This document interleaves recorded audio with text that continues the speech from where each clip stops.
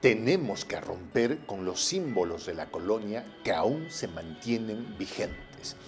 Son palabras del presidente Pedro Castillo en el discurso del 28 de julio, día en el que tomó el poder, y que los dijo frente a los cancilleres y presidentes que habían venido a la juramentación, pero se lo dijo en la cara del rey de España, Felipe VI, el rey Borbón, el hijo de Juan Carlos I, el rey que tiene un yate llamado el Bribón, ¿sí?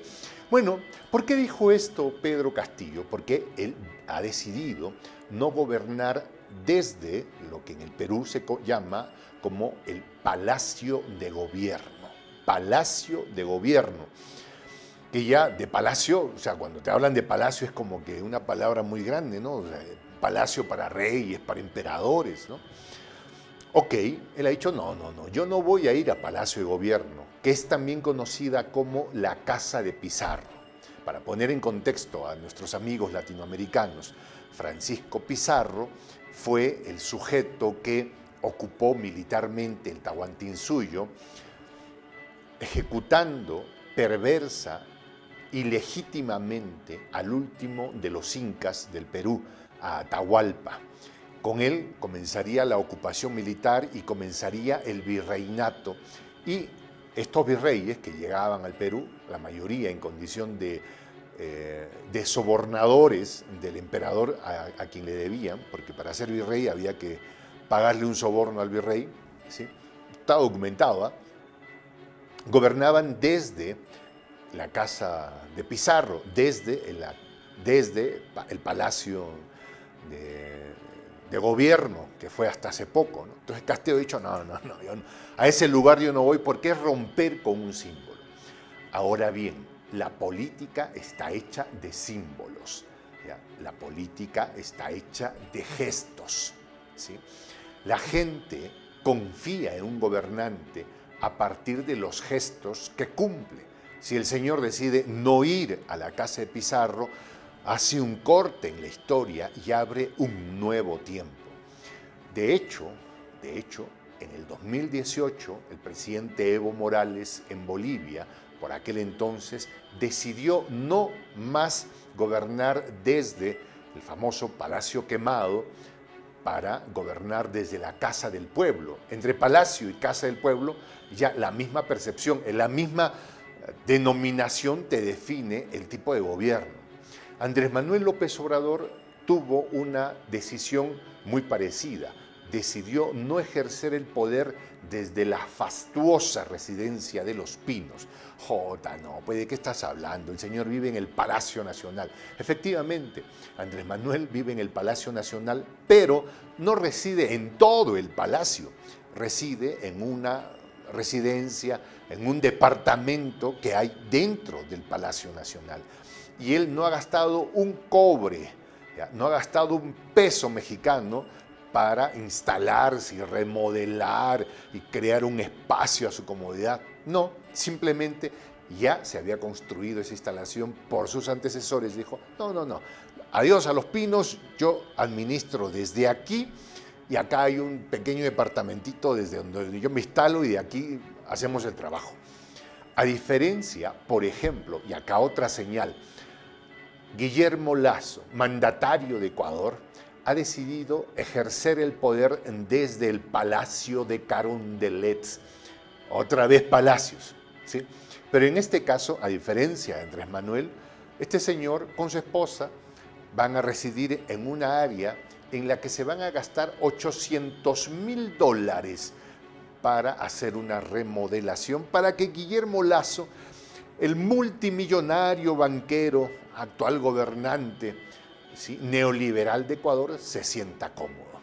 Una señal poderosísima. La gente dice, caramba, $800,000 para remodelar un espacio, para que viva el señor Guillermo Lasso, no sé si sea una buena señal.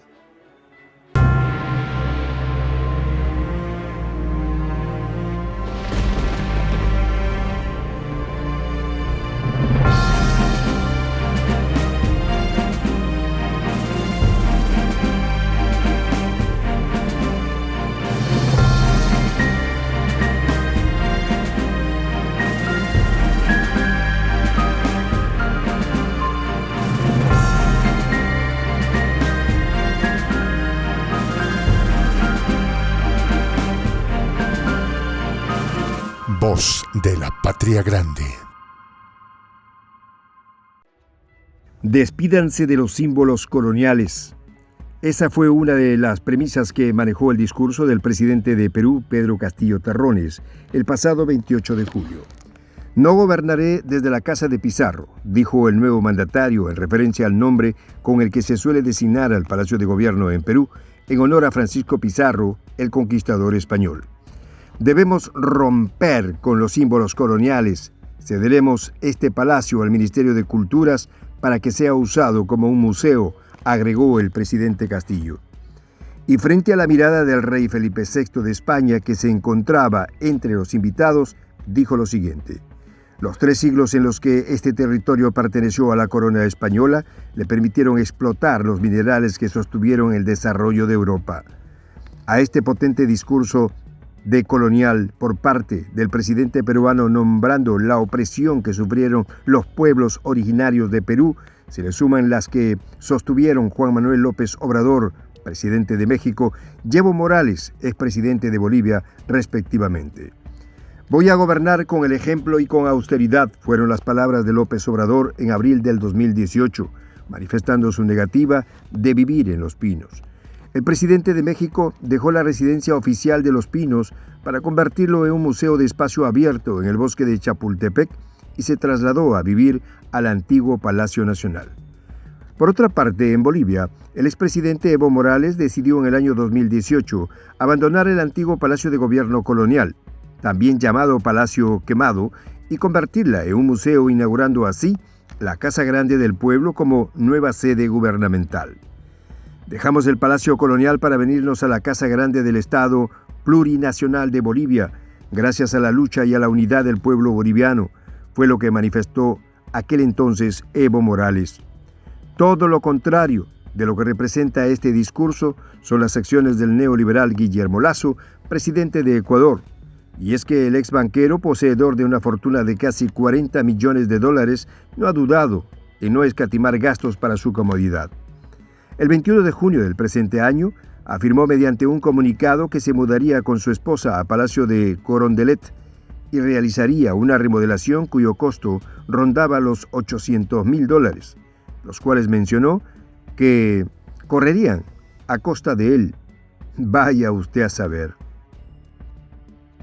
Uno de los grandes retos para la clase política de Latinoamérica es ser congruente entre el discurso político y la práctica del día a día. Por ejemplo, ¿quién podría cuestionar a nuestro querido Pepe Mujica, que llevó a cabo políticas de Estado para beneficiar a los más vulnerables? Por supuesto, esto le valió la crítica de los sectores más favorecidos. Sin embargo, hay muy poca crítica que pueda hacer mella cuando un personaje como Pepe Mujica dice: yo no estoy aquí por dinero. De hecho, el sueldo que recibía, que era como de $1.000, lo entregaba a las personas que él consideraba que necesitaban más ese dinero que él, y vivía en una casa, en un espacio agrícola bastante modesto. Algunos creyeron definirle como el presidente más pobre del mundo. Y él salió a decir: no, qué pobre, yo no soy pobre, yo vivo con lo justo. Un discurso político congruente con la práctica. A diferencia, por ejemplo, del señor Piñera, allá en Chile. Este señor tiene una fortuna que se acerca a los $3.000 millones, 2.9 mil millones de dólares. ¿Sí? Bueno, Jota, pues está bien, que haya hecho fortuna. ¿Por qué? ¿Qué tienes tú contra los millonarios? No, tranquilos, acá vamos a definir algunas cosas. ¿Sí? A ver, el señor tiene la fortuna que he dicho, la tiene, que vive en el sector más exclusiva, es decir, excluyente, ¿sí?, de Chile, de Santiago, en Las Condes, en una casita de 11.900 metros cuadrados, valorizada en más de $4 millones. ¿Es malo eso? No es malo. Por supuesto que no es malo. ¿Ya? Si hay gente que trabaja dignamente y logra ese dinero, qué bueno. La pregunta es: ¿Piñera habría logrado tener la fortuna que tiene si es que el sistema político no hubiese estado diseñado para darle privilegios a él y a su entorno. Este señor tiene la fortuna que tiene, no porque se haya rajado el lomo trabajando, no, sino porque abusó de los privilegios de la Constitución pinochetista. Entonces tienes un discurso político que dice, vamos a gobernar para darles oportunidades a los que menos tienen. Ese es el discurso político. Pero en la práctica lo que él tiene es leyes, un marco jurídico constitucional destinado a beneficiarlo a él y a los suyos. Esa es la diferencia. Estos actos simbólicos que muchos presidentes latinoamericanos han realizado tienen como objetivo dignificar a sus pueblos y liberarlos de esas ataduras coloniales que aún pululan en la sociedad.